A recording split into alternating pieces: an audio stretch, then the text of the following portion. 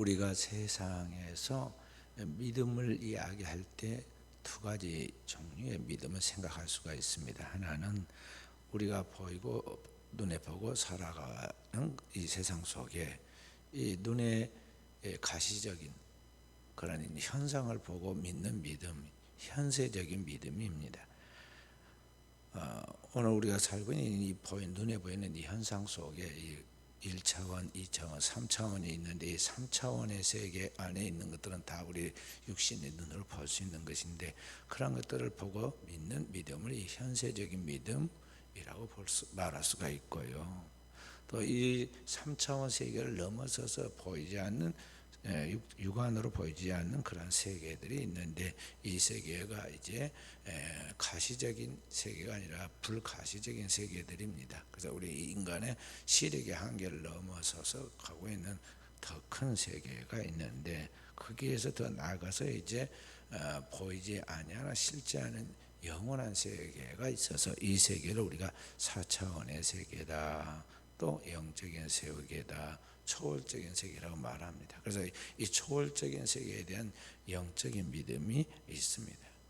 그래서 오늘 우리가 살아가는 이 삶 속에서 이 눈에 보이는 이 현상적인 세계를 바라보고 믿는 현세적인 세계에서 영원한 세계를 보고 나아가는 영적인 세계로 나아가도록 우리가 이제 그런 믿음이 도약하고 또 발전해 가야 하는데, 과연 우리가 어느 단계에 서 있는가, 우리가 잘 우리 자신을 살피고 주님이 기뻐하는 그러한 사람으로 발전해 가도록 해야겠습니다. 옛날에 조선시대 우리나라에 어떤 관리가 임금님의 심부름으로 일본을 갔습니다. 신사 유람단의 일원으로 이제 일본에 갔다가 놀라운 광경을 보고 입을 다물지 못했습니다. 왜냐하면 이 양반 사대부 집안의 그 양반이잖아요. 그래서 딱 점잖게 이제 한복 두루마기를 입고 갓을 쓰고 품위 있게 팔자걸음을 쫙 걸으면서 동경시내를 활보하는데, 갑자기 저 멀리에서부터 커다랗고 긴 쇠덩이 하나가 큰 고래고함을 지르면서 번개처럼 달려옵니다. 그 점잖은 사람이 너무 놀래가지고 점잖음도 잊어버리고 어린아이처럼 눈이 동그래져서 저게 뭔고 하고 쳐다보고 있습니다.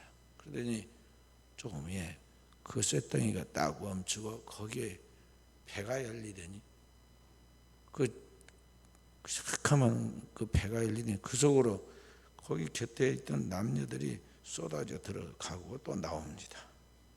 그리고 하나도 무서워하지 않고 웃고 있습니다. 야, 저게 뭘까?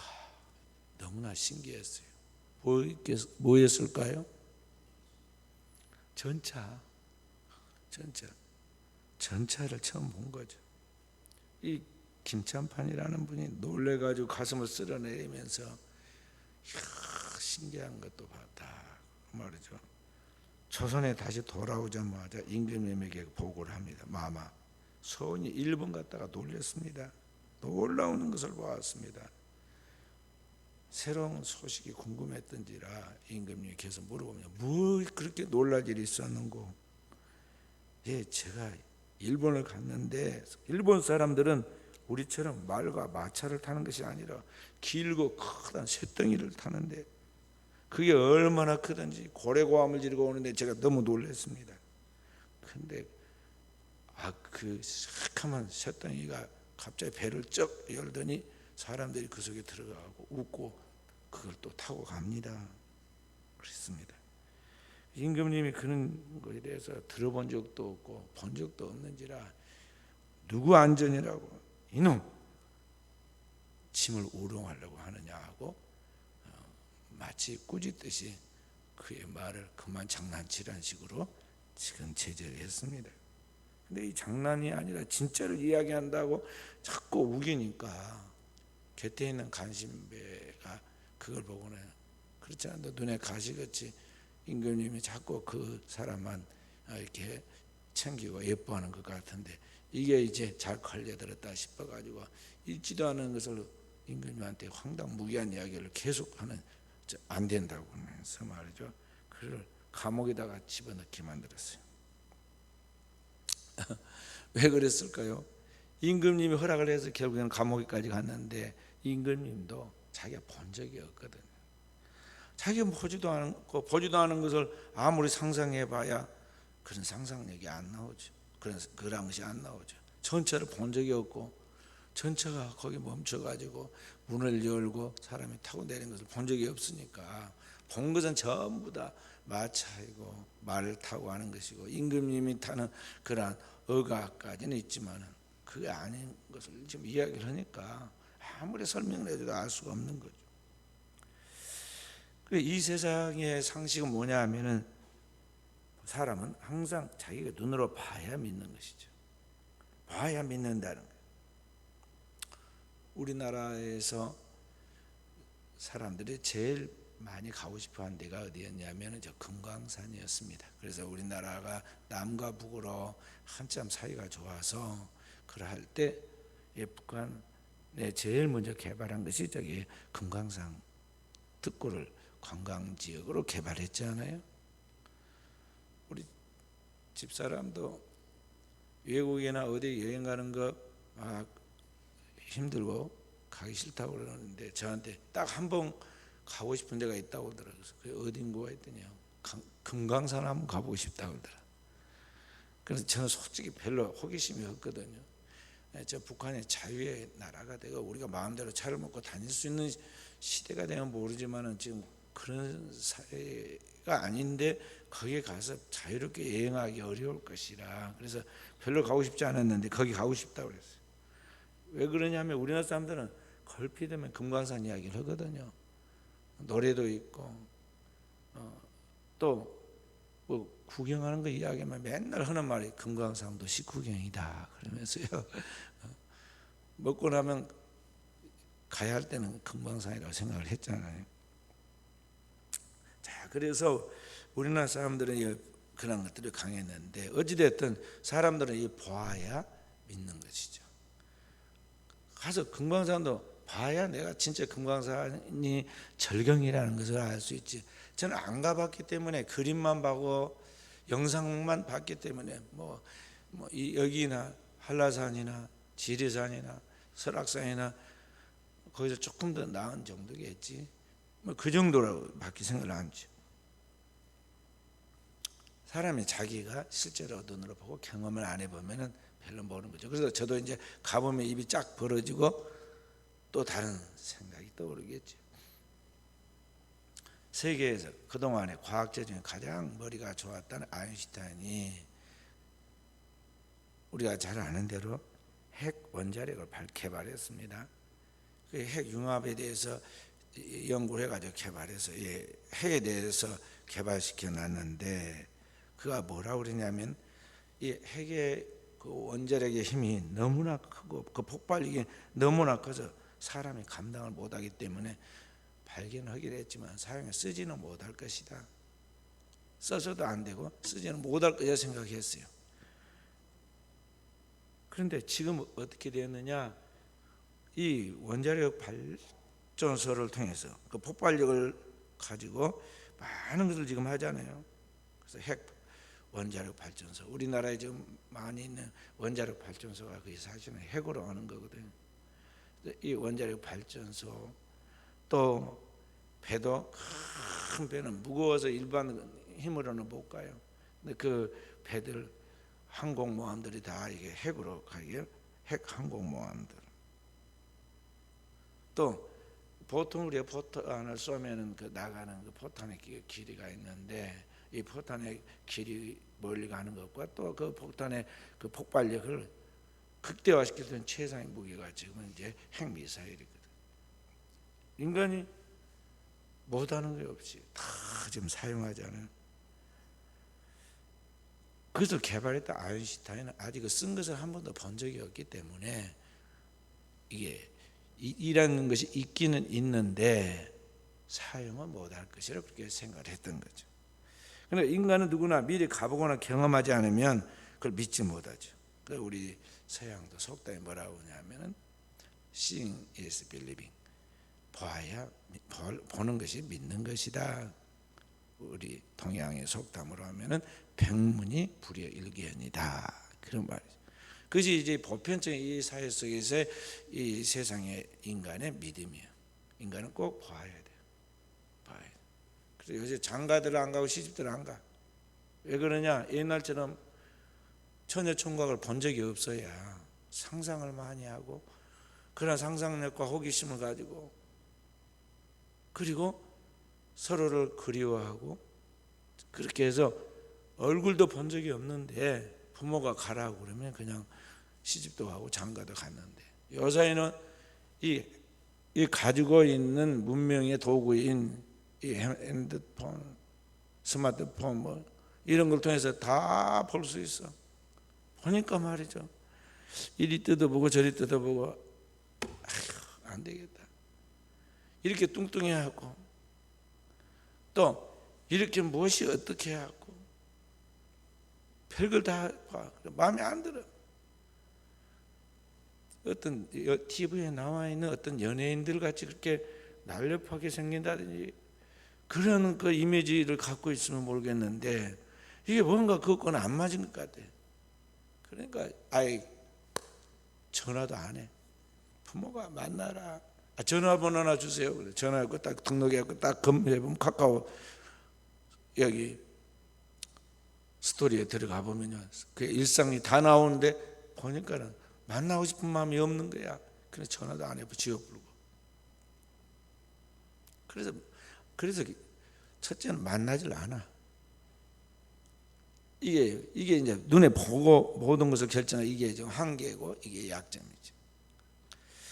자, 그런데 오늘 주님은 여기에서 한 단계 더 나아가서 보지 못하고 믿는 자, 그러니까 눈에 보이는 이 세계만이 아니라 이 보이지 않는 더 큰 세계가 있음을 알고 그 영원한 세계에 대하여 믿음을 가지고 나아가는 그 사람에 대해 이야기하면서 그 사람이 복이 있다고 그랬어요. 오늘 예수님의 제자 중에 이 도마 이야기 오늘 여기 나옵니다. 주님이 부활하셔서 그동안에 몇 번 제자들이 있는 그 자리에 다락방에 와서 그들과 함께 교제하고 또 음식도 나누고 그랬어요. 주님을 만난 제자들이 그 주님을 만나서 감격에 젖어서 그 주님과의 그 부활의 주님에 대한 이야기를 하니까, 그때 그 자리에 없었던 도마가 그 이야기를 듣자 뭐라고 그러냐면, 나는 절대 못 믿겠다. 그게 상식적으로 있을 수 있는 일이냐? 죽은 자가 다시 살아난다? 죽은 자가 다시 우리와 같이 머문다? 부활해서 같이 우리와 생활한다? 이건 있을 수 없다. 그래서 얼마나 이 도마가 다른 제자들을 공박했겠어요?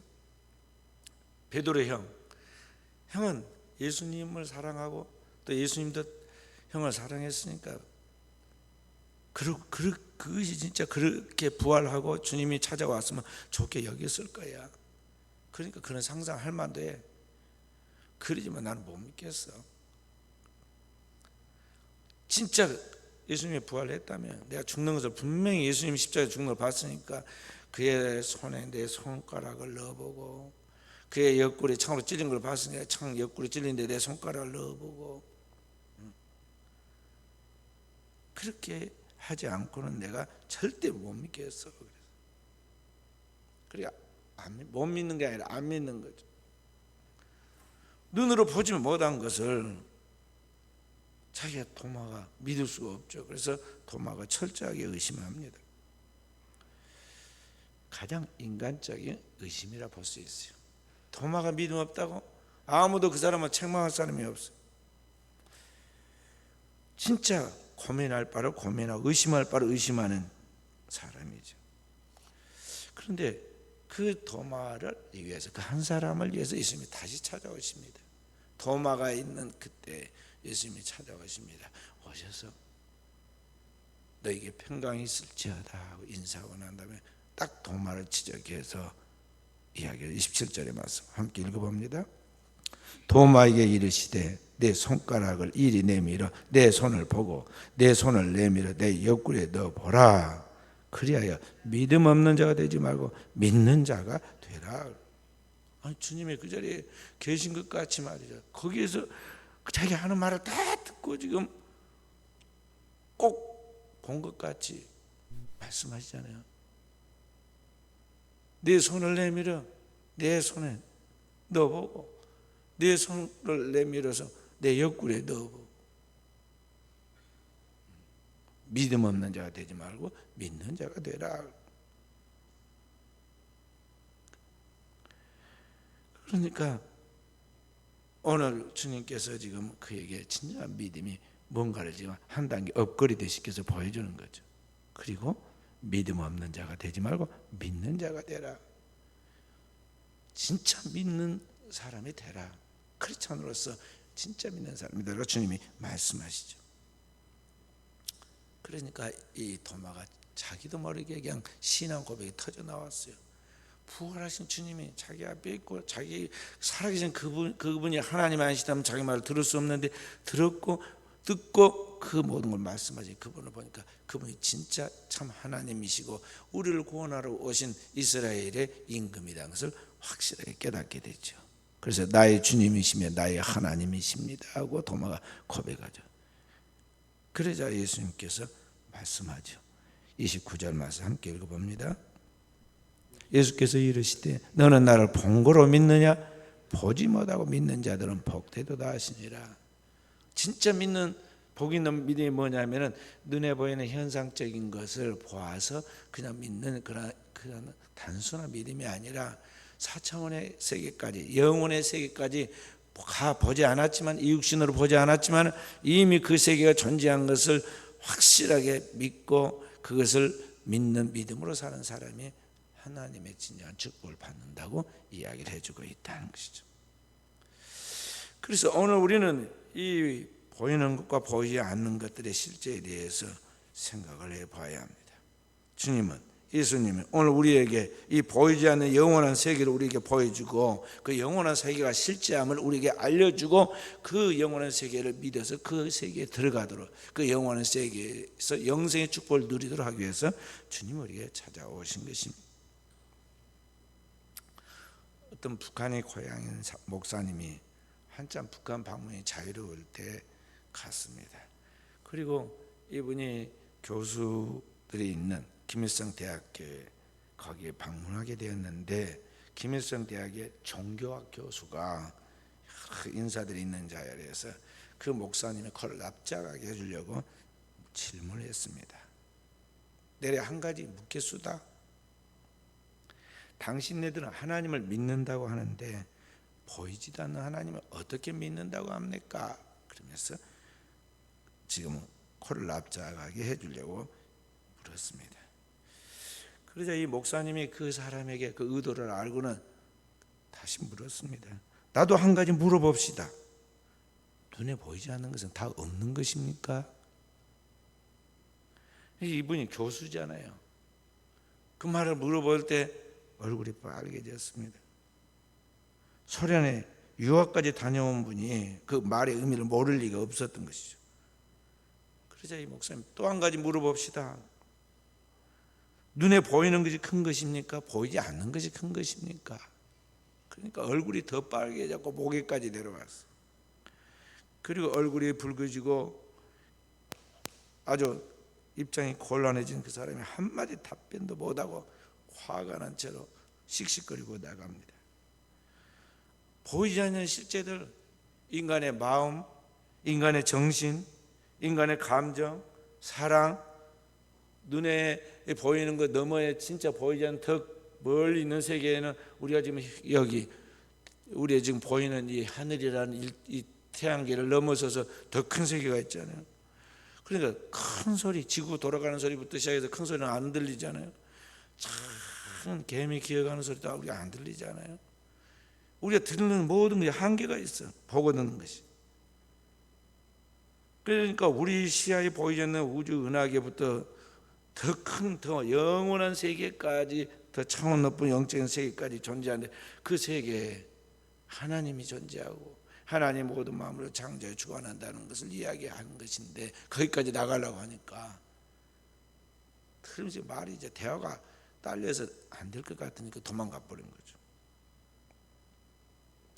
이 보이지 않는 세계, 영원한 세계가 있는데 그 세계를 우리에게 보여주신 분이 바로 예수 그리스도시죠. 어느 날 유대인의 아주 존경받는 원로인 니고데모가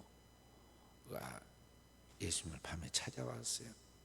그리고는 예수님께 말하기를 당신 하늘로부터 오신 분이 아니면 이런 일을 행할 수 없고 당신이야말로 진짜 하나님께서 보낸 사람입니다. 그러니까 주님께서 그 말에 맞장구를 치고 그렇다 그렇게 말씀한 것이 아니라 네가 거듭나지 못하면 하나님의 나라를 볼 수 없느니라. 깜짝 놀랐어요. 자기가 지금 아는 것으로 했는데 아직 이거 영원한 세계에 대하여 보이지 않는 세계에 대해서 볼 수 있는 눈도 없다 그 말이죠. 그래서 그 사람이 단순한 이 현상적인 이야기를 또 합니다. 내가 늙었는데 어떻게 어머니 모태에 들어갔다가 나와서 다시 거듭날 수가 있습니까? 물으니까 너는 어찌 유대인의 선생으로서 영적인 것과 이 물리적인 것을 구분하지 못하느냐? 내가 너에게 말한 것은 영으로 성령으로 거듭난다는 것인데 물과 성령으로 사람이 거듭나지 못하면 하나님 나라에 들어갈 수 없다. 네가 그렇게 더 거듭나야 한다고 주님이 가르쳐 주죠. 니고데모가 이 예수 그리스도 앞에서 그러한 이 눈에 보이는 현상 세계에 대한 믿음의 차원에 있다가 영원한 보이지 않는 실제는 하나님의 세계와 그 하나님의 세계에 대한 진리를 확실하게 들으면서 그가 그날 밤에 충격과 함께 거듭남을 체험합니다. 주님의 복음의 말씀을 통해서 그 확실히 거듭나요. 그리고 그 니고데모가 십자가에 달리신 예수, 그 예수를 통해서 영생을 얻고 하나님 나라에 들어간다는 그 중요한 복음의 핵심을 거기에서 듣게 되죠. 나중에 보면은 예수님의 제자 중에 빌립 집사 이야기, 제자 중에 빌립 이야기도 나오죠. 집사 말고 예수님이 12제자 중에 빌립이 나옵니다. 예수님이 마가의 다락방 강화를 그의 마지막 한 주간 동안에 말씀을 꾸준히 증거하고 나가죠.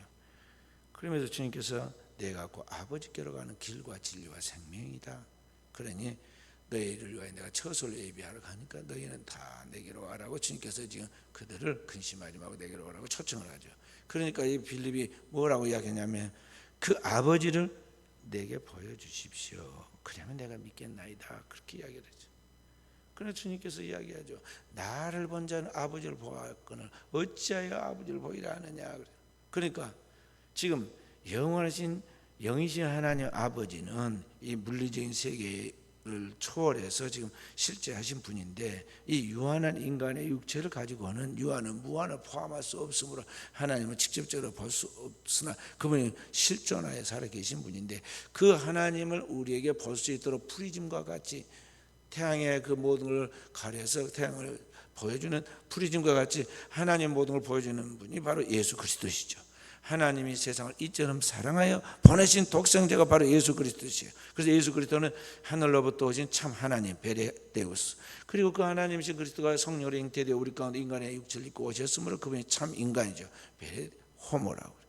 바로 베레데우스이시며 베레호모인 참 하나님이 참 인간들이 예수 그리스도를 통해서 하나님 모든 것을 보여주고 들려주고 깨닫게 해주었는데 그 예수 그리스도를 지금 통해서 하나님을 알고 하나님 나라와 그의 영광에 대하여 그의 구원에 대하여 그의 사랑에 대하여 모든 걸 다 보여줬는데 왜 너는 아버지를 보여달라고 하느냐. 이 가시적인 눈으로 보겠다고 그런 말이거든.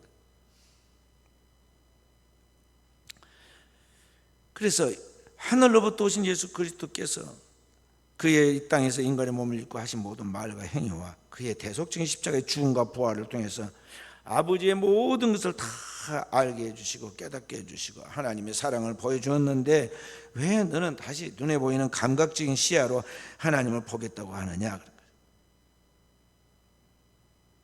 왜 주님이 그렇게 말씀하셨느냐면요, 마치 우리가 태양을 직접 이 눈으로 보아버리면 눈이 멀어버리죠. 그와 같이 죄 있는 인간이 하나님을 직접 대면하면요, 오늘 우리는 죄로 말미암아 바로 그 자리에서 즉사해가지고 살 수가 없어요. 그렇기 때문에 지금 그가 구하는 것이 너무 무모한 이야기를 지금 하니까 나를 먼저 아버지를 보았는데 하고 이야기를 한 것이죠. 고집하는 이 빌립에게 지금 깨닫게 해주는 것입니다. 그래서 오늘 우리는 인간의 육체의 눈으로 보는 그 감각적인 차원에서 하나님을 믿는 것을 넘어서서 마음으로, 영으로 하나님을 이해하고 그 하나님을 인식하고 그 하나님을 굳게 신뢰하는 믿음으로 나아갈 때, 그런 영적인 믿음의 소유자가 될 때 오늘 우리는 하나님의 진짜 예비된 축복을 받게 된다는 것입니다.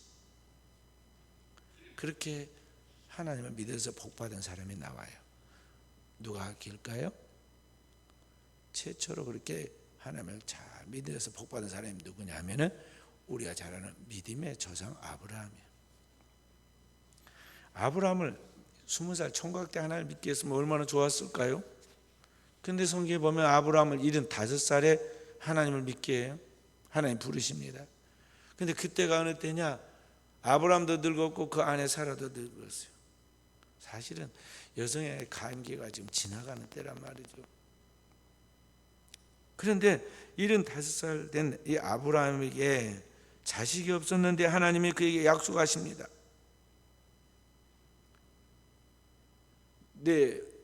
너는 복의 근원이 되겠다. 너의 몸에서 열왕이 나오고 천하 만민이 너로 말미암아 복을 받을 것이다. 그렇게 하나님이 축복을 해주십니다. 그런데 그렇게 하나님이 축복하시지만 10년이 지나도 자녀가 없습니다. 그래서 마음에 고민을 하고 있는, 그러니까 75인데 10년 지났으니까 몇 살이에요? 85세예요. 우리 윤 장로님은 지금 연세가 어찌 되십니까? 70. 호적상은 8이고 실제 나이 77이에요. 우리 장로님은. 장로님보다 거의 10살 더 많은 거예요. 그런데 자녀가 없다는 거죠.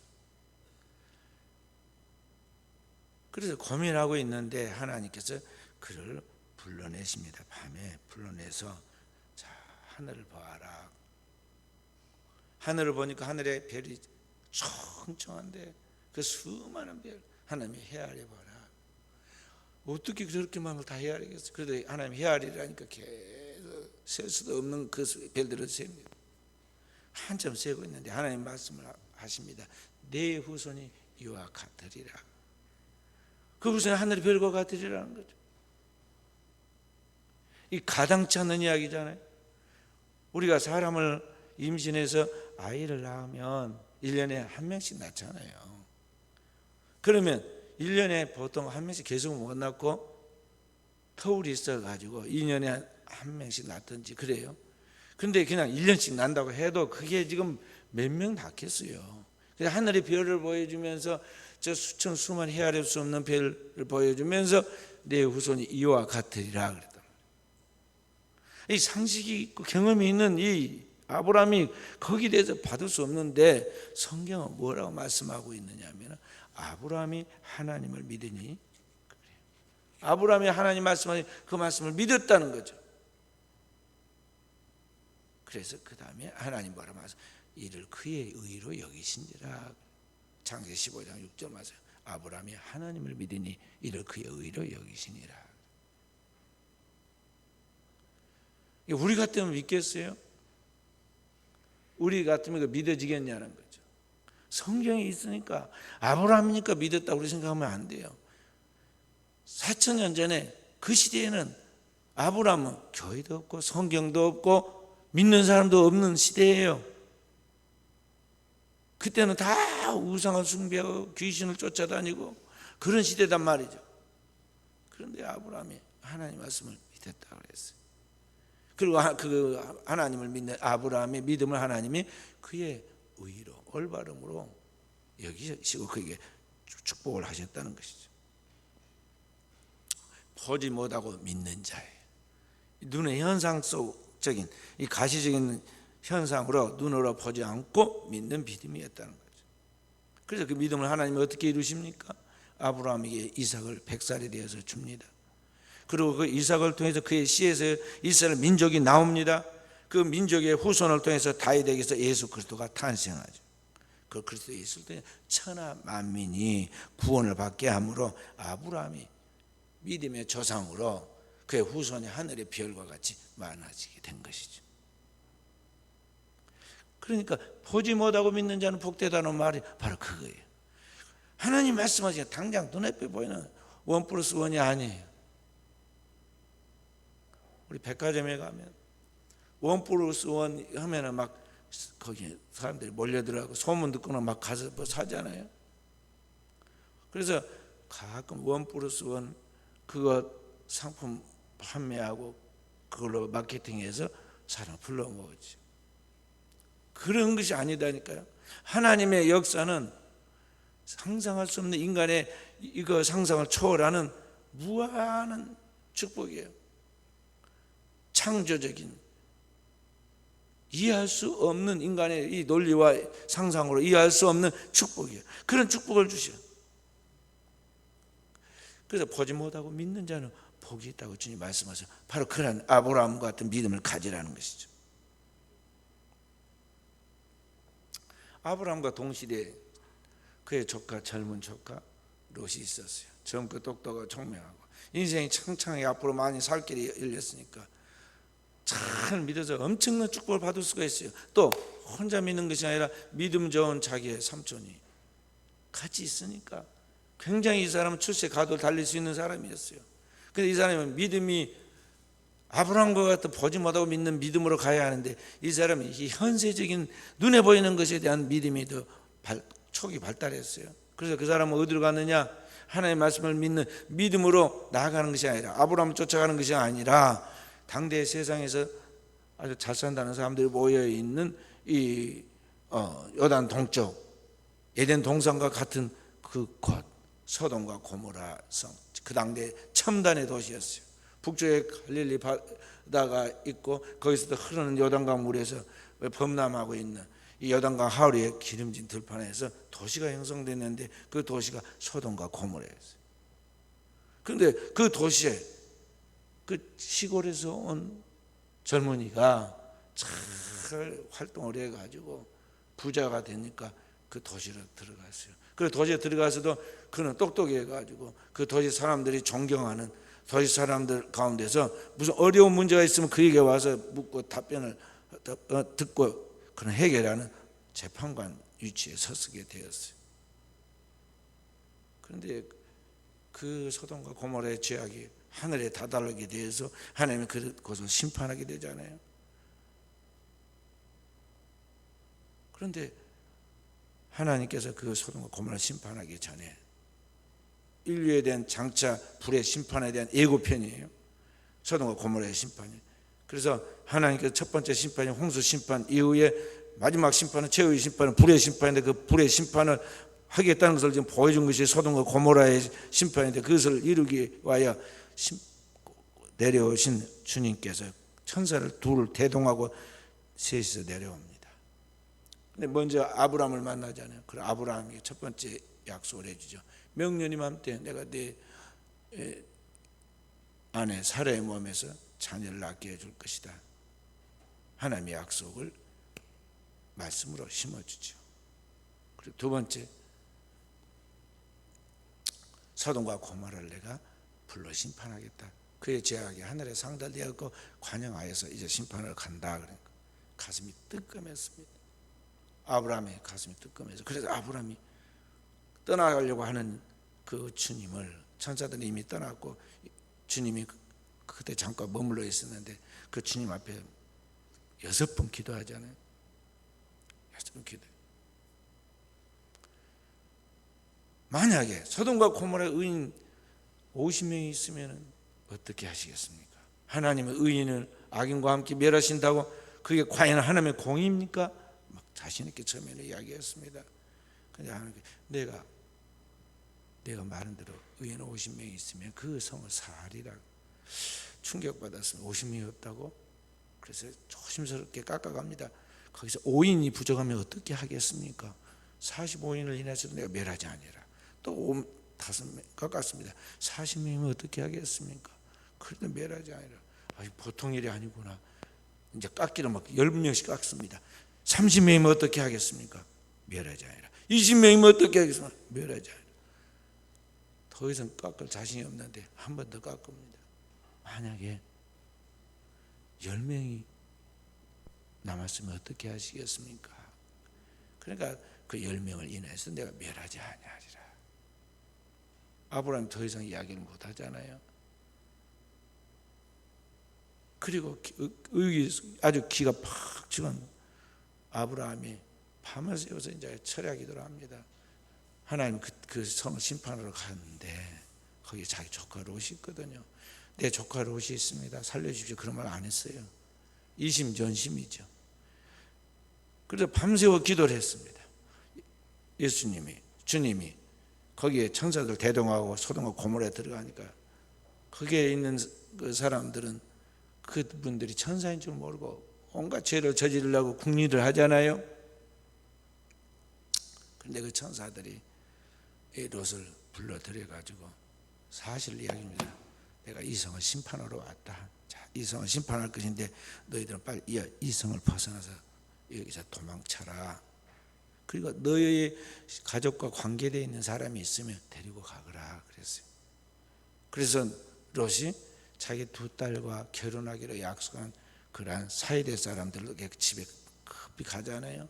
가가지고 하나님이 이 도시를 불로 심판할 것인데 너희들은 나를 따라서 빨리 이 도성을 벗어나야 한다. 빨리 따라오너라 그래서 평상시는 신실한 자기 장인 될 사람이니까요. 그 말을 잘 들었는데 이상하게 구원에 대한 문제를 이야기하니까는 그 사이대 사람들이 롯의 말을 듣지는 않습니다. 성경에 뭐라고 이야기하냐면은 뭐라고 그래요? 농담으로 여겼더라 그랬어요. 이 시대 사람들이요, 인류의 종말이 온다. 최후의 심판은 하나님 불로 심판할 것이다. 하늘에서 불과 유황이 떨어지고 이 땅에서도 불이 폭발하고 땅 아래에서도 불이 쏟아져 튀어나오고 그렇게 최후의 심판이 올 것인데 그때는 우주적 종말이 온다고 말하면 세상 사람들은요 그걸 안 믿어요. 다 농담으로 여기더라 하는 것 같이 절대 그런 일은 없을 것이다. 나 당대는 괜찮을 것이다. 교회 다니는 사람들도 그런다니까요. 두려워할 줄은 몰라요. 하나님의 살아 실존하심과 그분의 말씀에 1.1의 변함이 없다는 것을 믿어야 하는데 믿지 않는 거죠. 노아의 홍수 때도 첫 번째 심판, 인류의 심판인 노아의 홍수 때도 120년을 방주를 지으면서 노아가 그렇게 하나님의 심판을 이야기했지만 사람들이 다 농담으로 안 믿어. 그래서 결국엔 자기 가족들만 노아의 8 식구만 구원받잖아요. 똑같은 일이 정말에도 재현된다는 걸 알아야 돼. 그래서 지금 많은 사람들이 눈으로 보지 않는 것을 절대로 믿지 않으려고 하는 이것이 불행이에요. 주님이 오셔서 인류를 위한 속죄의 제물로 우리를 대신해 죽으시고 영원한 속죄의 피를 통해서 우리를 죄와 사망에서 건지고 지옥의 수렁에서 건져 올리고 우리를 영원한 하나님의 나라에 들어갈 수 있도록 길과 진리와 생명에 대해서 우리를 거기에 가도록 모든 걸 다 준비해 주셨지만 그래서 우리가 그 예수 그리스도를 믿어야 구원과 영원한 생명을 얻게 되고 축복을 받는다고 복음을 전하지만 오늘의 이 시대 사람들이 믿지를 않는다는 거죠. 믿지를 않아. 별것도 아닌 뭐 노래 부른다고는 가수들이나 연예인들 또는 뭐가 오면은요 막 구름대처럼 사람들이 몰려들면서 복음의 말씀에 대해서는요 사람들이 귀를 딱 닫고는 믿지를 않아. 그러면서 무슨 생각을 하느냐? 죽어봐야 그때 천국과 지옥이 있는 것을 알지 하면서 사람들이 아주 죽기 전에 지금 살아있는 지금 나는 내 하고 싶은 것을 내가 하겠다는 식으로 계속 자기 고집대로 자기 꾀대로 자기 욕망대로 살아가고 만다는 거죠. 그런데 우리는 어떤 사람이 되어야 하느냐? 보지 못하고 믿는 사람이 되어야 돼요. 나사로가 죽었다가 무덤에 묻혔을 때 예수님이 찾아오시니까 아직은 현세적인 믿음에 머물러 있던 그 마리아와 마르다가 선생님이 여기 계셨더라면 내 오라버니가 죽지 않았을 것인데 그렇게 말할 때 예수님이 내 오라비가 살리라, 나는 부활이요 생명이다, 나를 믿는 자는 죽어도 살고 살아서 믿는 영이 죽지 않는다. 이것을 내가 믿느냐? 내가 믿으면 하나님의 영광을 보리라. 그 주님이 그 죽은 나사 살려서 일으키잖아요. 그때서야 눈에 보이는 것이 전부가 아니라 보이지 않는 실제 않은 그 영원한 세계가 있고 그 영원한 세계를 믿게 됐죠. 그리고 그 주님을 진짜 믿고 그 주님과 함께 그 영원한 나라가 있는 걸 알기 때문에 이 땅에서는 돈 없이는 살아갈 수가 없는 줄 알면서도 자기가 가지고 있는 모든 향유 옥합 전체를 다 예수님에게 쏟아붓고 아까워하지 아니고 주께 영광 돌릴 수 있었던 거예요. 그 확실한 영원한 세계에 대한 보지 않은 것을 보는 것 같이 믿는 그 믿음, 그 믿음이 있었기 때문에 이와 같은 믿음의 결단과 삶을 살아낼 수 있었다 하는 것입니다. 그래서 오늘을 사는 우리 그리스도인들이 이러한 영적인 눈이 떠져야겠고 영적인 지각이 열려야겠고 그 영적인 삶을 살아내는 사람이 될 때 우리가 진짜 하늘의 신령한 복과 함께 이 땅에 기름진 복을, 아브라함이 자손만대의 영원한 축복을 땅에서부터 그 영원한 하나님 나라까지 받게 된 것 같이 오늘 우리가 그러한 축복을 받게 된다는 것을 알아야겠어요. 오늘 주님은 말씀하시기를 보지 못하고 믿는 자가 복이 있다 그랬어요. 여러분과 제가 오늘 눈에 보이는 이 현실적이고 현세적인 것을 초월하는 믿음을, 분명한 믿음을 갖고 나갈 수 있는 사람들이 되어야겠어요. 보지 못하고 믿는 자가 복되도다. 도마는 거기에서 완전히 주님 앞에 주님이 나의 주님, 나의 하나님이십니다 고백하고 그때부터 진짜 믿는 사람이 됩니다. 그래서 12제자 중에 가장 멀리 복음을 전하러 간 사람이 바로 이 도마예요. 도마가 인도를 통해서 이 대한민국 저 고대 신라 경주까지 와가지고 복음을 전한 흔적이 있어요. 흔적이. 그러니까 오늘 이 시대에 우리는 참 믿음의 사람으로 복받는 정도의 되어야겠어요. 주님 우리에게 너희가 믿음이 있느냐, 우리의 믿음을 점검하도록 체크하십니다. 우리가 어떤 믿음의 소유자인가를 하나님 앞에서 드러내서 주님 앞에 내놓을 수 있어야겠어요. 오늘 우리의 믿음의 수준이 보지 못하고 믿는 수준의 신앙으로 도약하는데 그렇지 못한 것들에 대하여 너무 눈에 보이는 것들에 붙잡혀가지고 끌려다닌 것에 대한 진정한 회개를 해야 하고 주님으로부터 오늘 이와 같은 보지 않고도 볼 수 있는 영원을 바라볼 수 있는 믿음, 영적인 세계를 통하여 영원한 세계를 통해서 이 땅에 이루신 하나님의 영광을 볼 수 있는 믿음의 사람으로 영안이 떠져서 하나님을 기쁘시하는 발걸음을 해갈 때 오늘 우리를 통해서 이 땅에 방황하고 상처있고 죽어가는 영혼들이 주께로 돌아오는 회복의 역사가 나타나게 될 줄로 믿습니다.